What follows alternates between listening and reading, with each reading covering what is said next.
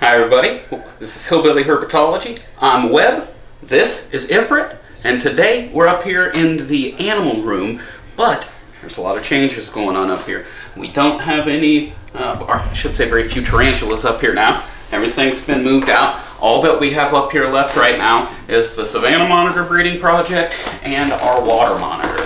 And the only reason that they're up here right now is just because I'm slowly transitioning everything downstairs throughout the house. We just got a grow tin in for the salves. I'm going to take them down and put them in that. I'll probably keep this enclosure around just in case I find something crazy, because you know I have a habit of doing that. But they're going to be coming out of this. We got a smaller grow tent for them to go in. It's not going to be as large as this enclosure, but like I said, I've just noticed they don't use all this space, and I kind of like the grow tents for things. But today we're going to be talking a little bit more about the Diapause.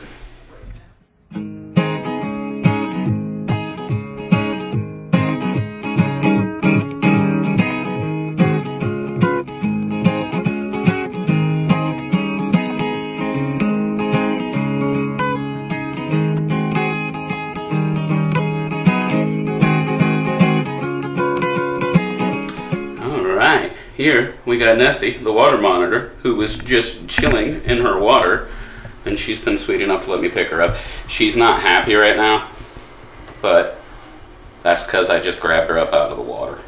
She's seeing exactly who I am, what I'm about. She just gave me a little sniff. She's okay now. She's not happy, but she's okay. She's not terrified.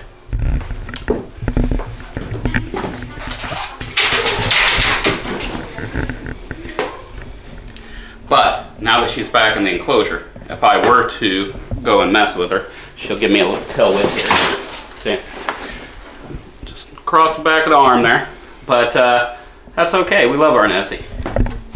Alright, so we did do a Diapause. I forget what part it would have been, guys. But we did do a Diapause video where I had started spraying this stuff back down.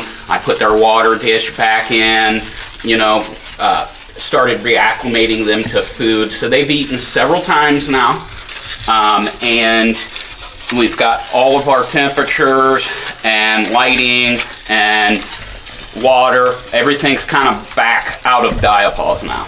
And so because this enclosure lets moisture out so much, I do have to spray this about every other day to keep it as humid as I want it to be. And we have some exciting results. So over at Gary's house in Pennsylvania, we do have 12 Savannah Monitor eggs. With it being such a small clutch, I'm not sure if it's a Partho clutch.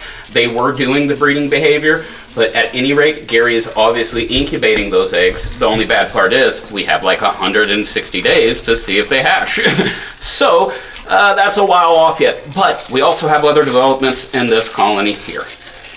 Alright, so this here is one of our big females, and as you can see, she has not been out of Diapause long, and she has a lot of weight here. She's puffing herself up. She don't like that camera, but she's also got sunk in a little bit right here, and from what I understand, this is one of the signs that you look at for whenever they're going and they're developing their follicles. So I have seen breeding behavior before Diapause. I have not seen breeding behavior since I've got them back out of Diapause, but that's something that we're looking for. And like I said, we fed them several times. She just had a pretty decent sized small rat yesterday. So we're just going to be watching to see how things develop here as far as the breeding goes. But this will be the last of the Diapause episodes for now, because we have went through them all and we have gotten back out. I do apologize that that last video that we had, there was no sound to it, I believe is what happened. And so we could have talked back over it, but I don't script things, and so it wouldn't have been the same. So this is what we have. And if you guys have questions because we missed that last part on how to bring them out, you guys can always get a hold of me at hillbillyherpetology@gmail.com. So as you can see, it's not that the reptile room went away per se. The animals didn't go away. They just kind of got spread out a bit. They're a little bit of everywhere now. So It's cool, but there's a lot of work to be done now. I have lighting I want to get. I have grow tents to set up.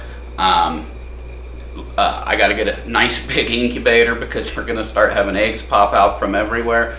So it's going to be a lot of work. You guys are going to start seeing a lot of changes here. Also, getting a new camera soon, so that way we can upgrade the quality of our videos for you. And now we're going to do a quick recap of the Savannah monitors while we look around at some other stuff. So, Diapause.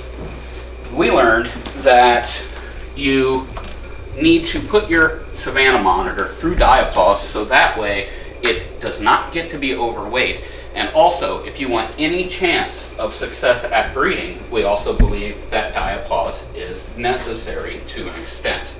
Diapause is where you're going to slowly take your Savannah monitor off of the food that they're eating, and you're going to slowly take away their access to water and humidity in their cage. After you slowly do this over the course of several weeks, then you give them a good month where they're not getting water or food, and then over the course of another couple weeks you give it all back to them slowly. And in a nutshell, that is Diapause, and that is what we have done.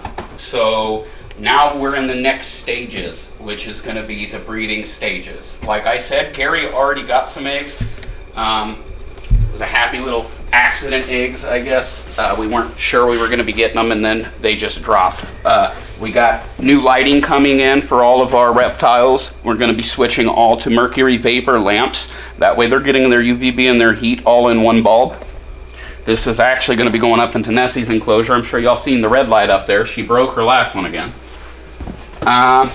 So yeah, lots of changes here, but everything's looking beautiful.